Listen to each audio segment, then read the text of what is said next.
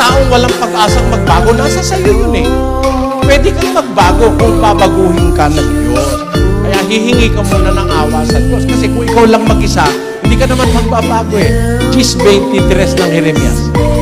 O Panginoon, talastas ko na ang lakad ng tao ay hindi sa kanyang sarili, hindi para sa taong lumalakad ang magtuwid ng kanyang mga hakbang. Hindi para sa'yo magtuwid ng hakbang mo. So, hindi ka pwedeng magbago mag-isa. Eh, sino magbabago sa'yo? Basahin natin. Nakabika.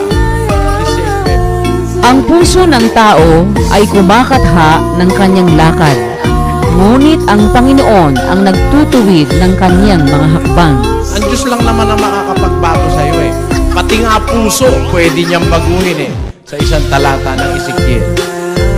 Bibigyan ko rin naman kayo ng bagong puso at lalagyan ko ang loob ninyo ng bagong diwa at aking aalisin ang batong puso sa inyong katawan at aking bibigyan kayo ng pusong laman.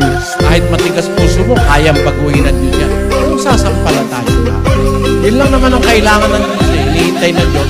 Kung nakahanda kang sumampalataya at sumunod, pwede ka niyang baguhin. Pero kung ikaw lang mag-isa, hindi ka makakapagbago.